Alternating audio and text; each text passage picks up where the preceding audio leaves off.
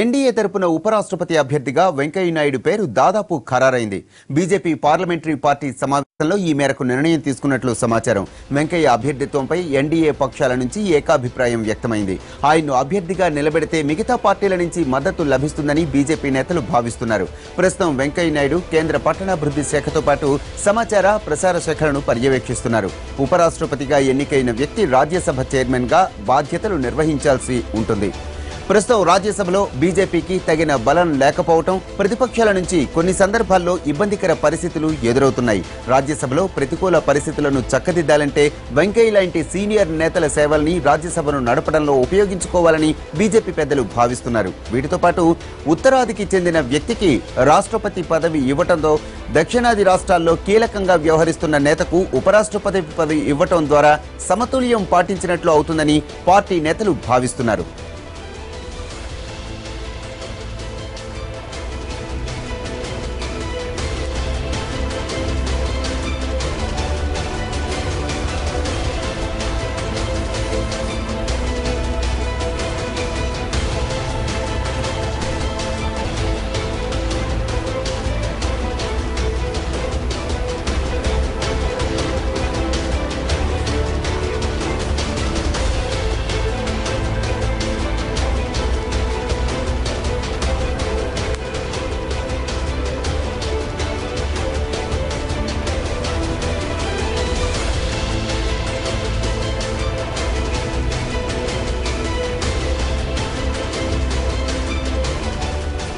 బీజేపీలో ప్రస్తుతం కీలక పదవుల్లో ఉన్న నేతలంతా ఉత్తరాది వారే.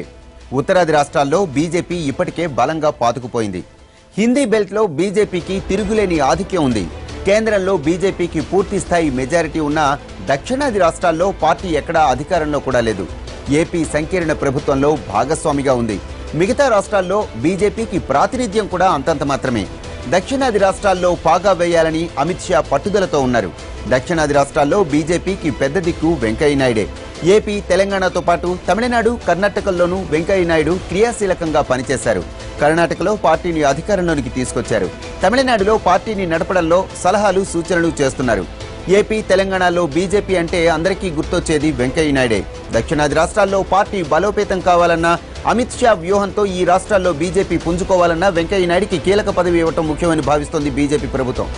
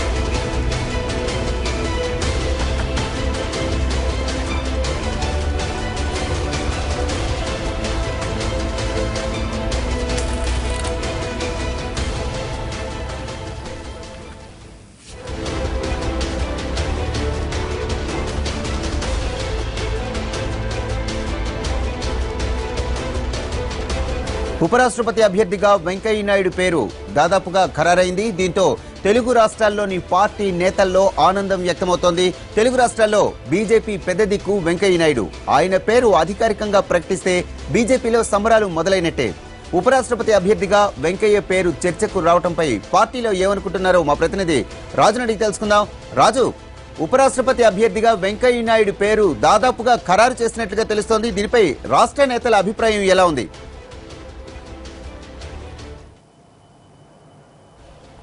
నిజంగా తెలుగు రాష్ట్రాలలో ఉన్నటువంటి బీజేపీ నేతలంతా కూడా సంబరాలకు సిద్ధమవుతున్నారని చెప్పుకోవచ్చు. ఎప్పుడైతే అధికారికంగా వెంకయ్యనాయుడు పేరు ప్రకటిస్తారో ఖచ్చితంగా అటు పార్టీ ఆఫీస్ ముందు ఇప్పటికే బాణసంచ కాల్చేందుకు కావచ్చు, అటు స్వీట్లు పంచుకునేందుకు కావచ్చు, ఇటువంటి వాటన్నిటి గుణ వాళ్ళు సిద్ధమవుతున్నారు. ఎందుకు ఈ ప్రయత్నం ఇవన్నీ కూడా చేస్తున్నారు అనేది కనుక మనం ఆలోచిస్తే, మొదటి నుంచి కూడా తెలుగు రాజకీయాల్లో ఏ విధంగానైతే తన సత్తా ఏంటి, తన సమస్యల ప్రస్తావన తీసుకొచ్చినటువంటి విధానం ఏంటి, ఎప్పుడైతే యూత్ రాజకీయాల నుంచి అంటే ముందు యూనివర్సిటీ నుంచి మొదలైనటువంటి వెంకయ్యనాయుడు నాయకత్వ పటిమ ఆ తర్వాత ఉదయగిరి నుంచి పోటీ చేశారు. ఆ విషయంలో ఈ మధ్య వెంకయ్యనాయుడు ఏదైతే ఎమర్జెన్సీ వ్యతిరేక దినం రోజున ఆయన స్వయంగా చెప్పారు, ఎప్పుడైతే ఎమర్జెన్సీ సమయంలో తాను జైలుకు వెళ్ళానో ఆ తర్వాత బయటికి వస్తూనే జనతా పార్టీ నుంచి ఎమ్మెల్యేగా పోటీ చేయాల్సి వచ్చింది. అంటే ఇటువంటి అవకాశం ఎవరికో రాదు. ఒక పార్టీలో తాను మొదటి నుంచి పనిచేసినటువంటి విధానం కావచ్చు, నిబద్ధతగా నేనున్నటువంటి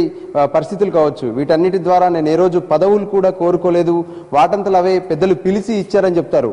ఏదైతే మొదట్లో వాజ్పేయి తన గ్రామానికి వస్తున్నాడంటే నేను ఆయన కోసం రిక్షాలో కూర్చొని వాజ్పేయి వస్తున్నాడు మీరంతా సభకు రావాలని చెప్పాను, వాల్ పోస్టర్లు అంటించాను, గోడలపై రాతలు రాశాను, ఆ విధంగా కష్టపడుతూ ఎటువంటి పొలిటికల్ బ్యాక్గ్రౌండ్ లేకుండా ఈరోజు ఫస్ట్ మొదటగా ఆయన ఏదైతే జాతీయ అధ్యక్షుడిగా 2 సార్లు ఎన్నికయ్యారు. అప్పటితోనే పార్టీలో క్రమశిక్షణగా పనిచేస్తే సరైన పదవులు వస్తాయనేది చెప్పడం జరిగింది. ఇప్పుడు పార్టీ నేతలందరూ కూడా అదే ఆలోచనతో ఉన్నారు. ఏదైతే ఒక కమిట్మెంట్తో పార్టీ కోసం పనిచేసినటువంటి నేతకు ఈరోజు ఉపరాష్ట్ర పదవి ఇస్తున్నారంటే చాలా ఆనందంగా ఉందంటూ వాళ్ళంతా కూడా ఇప్పటికే మనం ఎవరెవరితోనైతే ఫోన్లు చేసి తెలుసుకుంటే వాళ్ళందరూ కూడా చాలా సంతోషంగా వాళ్ళ అభిప్రాయాలను వ్యక్తం చేసినటువంటి పరిస్థితి. ప్రధానంగా హైదరాబాద్ నుంచి కూడా ఆయన పార్లమెంటుకు పోటీ చేశారు.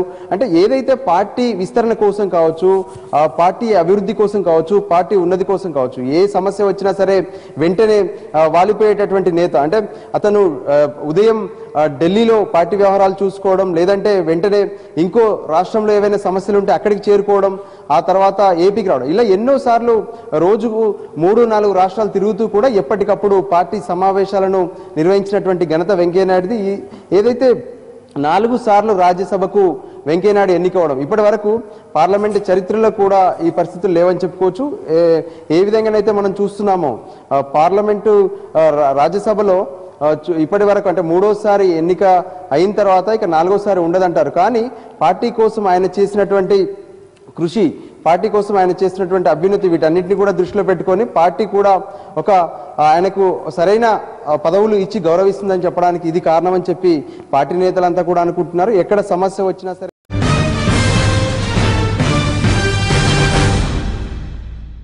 రాష్ట్రపతి ఎన్నికల్లో ఓటు హక్కును ఎలా వినియోగించుకోవాలి అన్న దానిపై ఎల్పీ సమావేశంలో సీఎం కేసీఆర్ దిశానిర్దేశం చేశారు. ఎమ్మెల్యేలకు రాష్ట్రపతి ఎన్నికల పోలింగ్ పై అవగాహన కల్పించారు.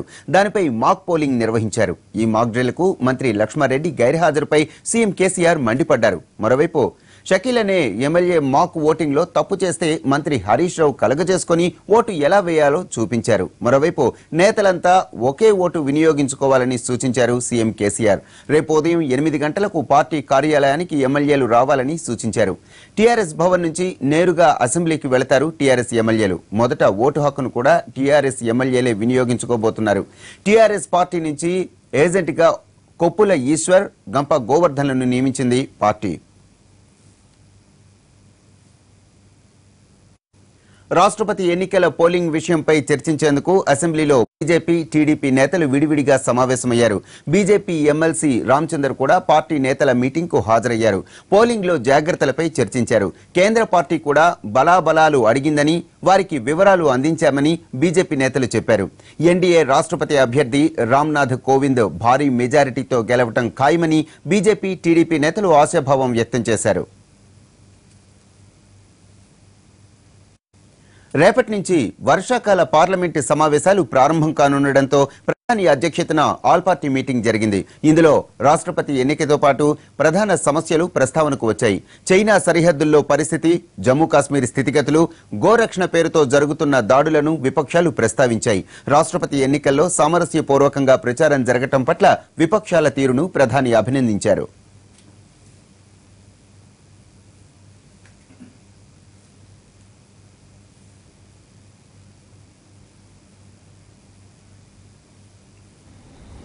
पिछले कुछ हफ्तों से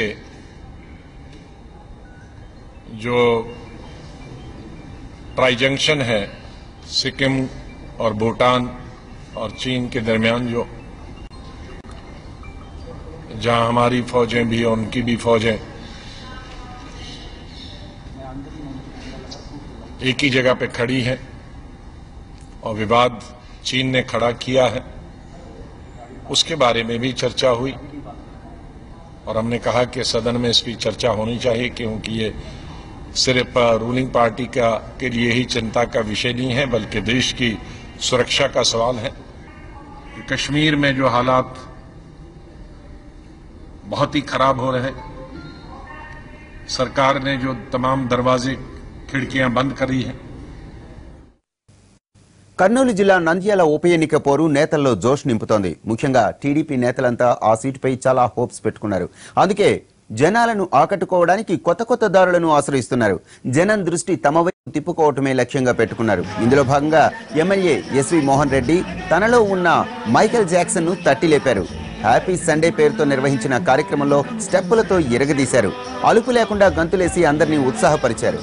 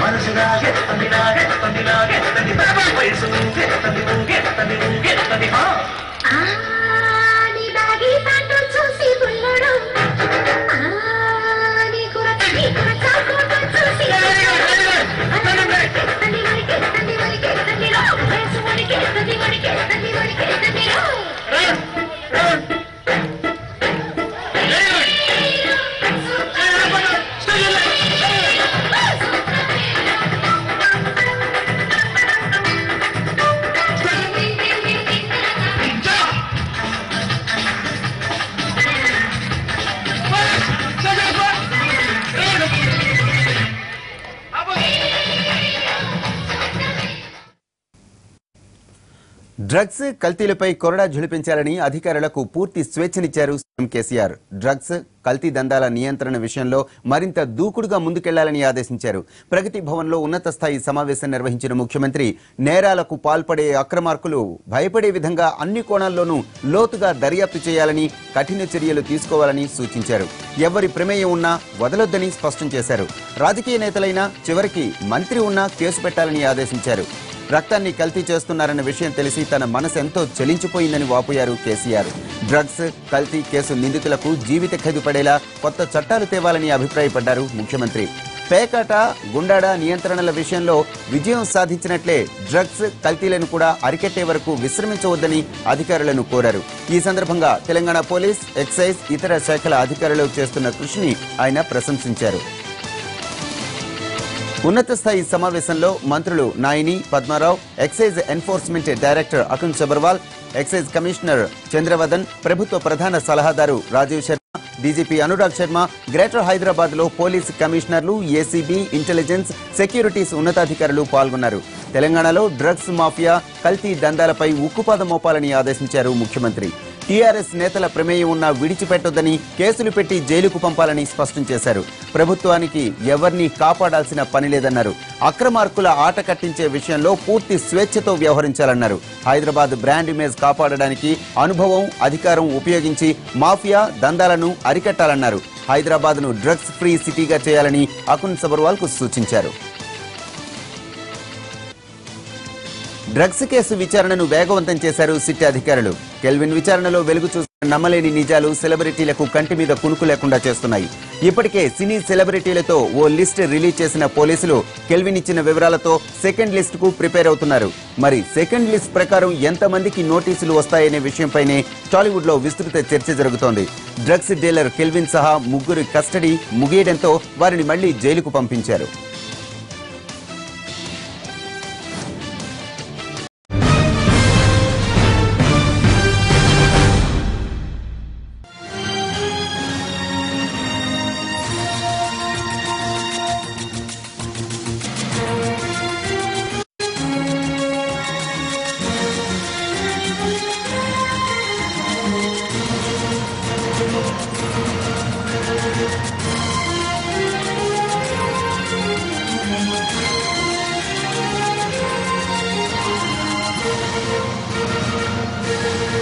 హైదరాబాద్ కూకట్పల్లిలో అదృశ్యమైన 10th స్టూడెంట్ పూర్ణిమ ఆచూకీ ఎట్టకేలకు చిక్కింది. ముంబైలోని దాదర్లో పూర్ణిమను కనుగొన్నారు పోలీసులు. గత నెల 7న మిస్ అయిన పూర్ణిమ కోసం పోలీసులు 6 బృందాలుగా విడిపోయి గాలించారు. సమ్మర్ హాలిడేస్ తర్వాత స్కూలుకు వెళ్ళింది పూర్ణిమ సాయి. కానీ మీ అమ్మాయి రాలేదంటూ స్కూల్ నుంచి ఫోన్ వచ్చింది. దాంతో బంధువులు స్నేహితుల ఇళ్లలో ఆరా తీసిన పూర్ణిమ పేరెంట్స్ పోలీసులను ఆశ్రయించారు. మిస్సింగ్ కేసుగా నమోదు చేసిన పోలీసులు సీసీటీవీ ఫుటేజ్ ఆధారంగా దర్యాప్తు ప్రారంభించారు.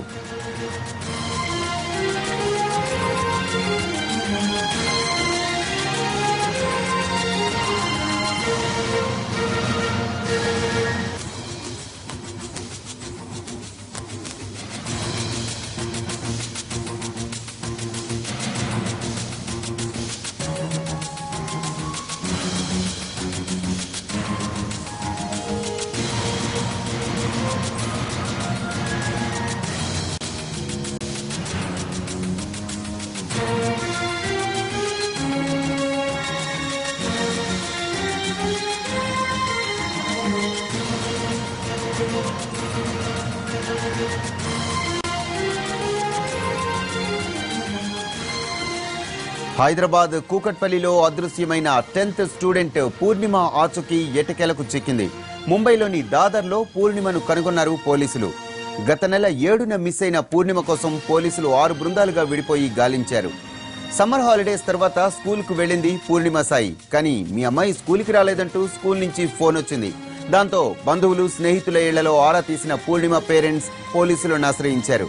మిస్సింగ్ కేసుగా నమోదు చేసిన పోలీసులు సీసీటీవీ ఫుటేజ్ ఆధారంగా దర్యాప్తు ప్రారంభించారు.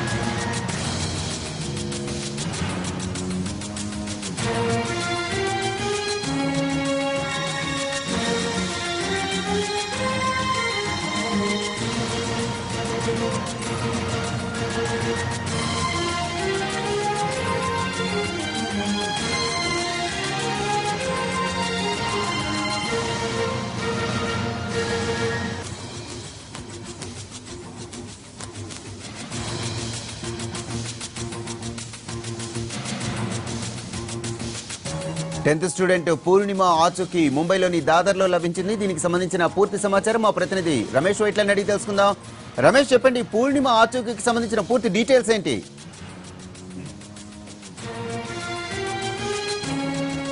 పూర్ణిమ దాదర్లోని ఒక ఎన్జిఓ సంస్థ వద్ద ఉన్నట్లుగా హైదరాబాద్ పోలీసులకు సమాచారం రావడం జరిగింది. దీనిలో ప్రధానం చూసినట్లయితే అమ్మాయి అక్కడ సినిమాల్లో ఏదో నటించాలన్న కోరిక మేరకు ఇక్కడి నుంచి వెళ్ళిపోయినట్లుగా కొంత సమాచారం వస్తుంది. దాదర్లో ఒక స్టూడియో వద్ద అమ్మాయి కనబడినప్పుడు అక్కడ ఉన్న లోకల్ పోలీసులు అమ్మాయిని పికప్ చేసి కొన్నాళ్ళ పాటు ఆ పూర్ణిమని తమ దగ్గర పెట్టుకోవడం జరిగింది. తర్వాత ఎవరు కూడా అమ్మాయికి సంబంధించి ఎవరు రాకపోవడంతో, అమ్మాయికి సంబంధించిన సమాచారం ఎవరు ఇవ్వకపోవడంతో అమ్మాయిని తీసుకువెళ్ళి పక్కనే ఉన్న బాల సదన్లో అమ్మాయిని ఉంచి ఆ సంబంధించి ఎవరైతే సమాచారం ఇవ్వండి, ఇక్కడ అమ్మాయి సంబంధించిన సమాచారం కేవలం సాయి పూర్ణిమ సాయి రెసిడెన్స్ లో అమ్మాయి ఉంటుంది హైదరాబాద్ అని చెప్పి ఒక సమాచారం ఇచ్చి ఒక పోస్టర్ ని అమ్మాయి పేరుతోటి ఫోటోతో ఒక పోస్టర్ ప్రింట్ చేసి మొత్తం అన్ని రాష్ట్రాల పోలీసులకు కూడా సమాచారం ఇవ్వడం జరిగింది. అయితే ఇవాళ కొద్దిసేపటి క్రితమే హైదరాబాద్ పోలీసులు ముంబై పోలీసులను కాంటాక్ట్ చేసినప్పుడు అమ్మాయి బాల సుదూర్ అనే సంస్థలో ఎన్జిఓ వద్ద ఉన్నట్లుగా ప్రస్తుతానికి చెప్పడం జరిగింది. దీంతో వెంటనే తల్లిదండ్రులకు సమాచారం ఇచ్చారు. అక్కడ ఉన్న అమ్మాయి ఉన్న ఫోటోని దించి వెంటనే ఇక్కడ తల్లిదండ్రులకు షేర్ చేయడంతో తమ పూర్ణిమ ఆ అమ్మాయి ఇక్కడ ఉన్న అమ్మాయి పూర్ణిమ అని చెప్పి వాళ్ళు కన్ఫర్మ్ చేసి వెంటనే పూర్ణిమ హైదరాబాద్ తీసుకొచ్చేందుకు అధికారులు ప్రయత్నాలు చేస్తున్నారు. అయితే గత నెల స్కూల్కు వెళ్తున్నా అని చెప్పి భాష్యం స్కూల్లో 10వ తరగతి చదువుతున్న పూర్ణిమ గత నెల స్కూల్కు వెళ్తున్నా అని చెప్పి ఉదయం 9:15 8:45 స్కూల్ ఇంట్లోంచి బయటికి వెళ్ళి స్కూల్ వెళ్ళిన తర్వాత మిస్ అయిపోయింది. అయితే అమ్మాయి మిస్ అయినప్పటి నుంచి పోలీసులు 16 బృందాలు పెట్టి పూర్తిగా గాలిస్తున్నారు. అయినప్పుడు కూడా అమ్మాయి కాచు కనిపించలేదు. అయితే ప్రధానంగా తల్లిదండ్రులు ఒక విషయం చెప్పడం జరిగింది. అమ్మాయికి సినిమాలో నటించాలని ఒక కోరిక ఉంది కాబట్టి ఒకవేళ అక్కడికి వెళ్ళుండొచ్చు అంటే ఇటు హైదరాబాద్లో స్టూడియోలు, చెన్నై, ముంబై, అటు ఢిల్లీలో ఉన్న స్టూడియోలన్నింటిలో కూడా అన్ని దగ్గర అప్రమత్తం చేసి చూసినప్పుడు కూడా అమ్మాయి అచ్చుకు లభించలేదు. చివరకు అక్కడ పోలీసులకు అమ్మాయి పూర్ణిమ కనిపించతోటి తీసుకువెళ్లి ఎన్జిఓ సంస్థకి అప్పగించారు. అయితే ప్రస్తుతానికి ఎన్జిఓ సంస్థల పూర్ణిమ సేఫ్గా ఉన్నట్లుగా తల్లిదండ్రులకు పోలీసు సమాచారం వచ్చింది. ఇప్పుడు అమ్మాయిని హైదరాబాద్ తీసుకొచ్చేందుకు ప్రయత్నాలు చేస్తున్నారు. వరప్రసాద్. Right, thank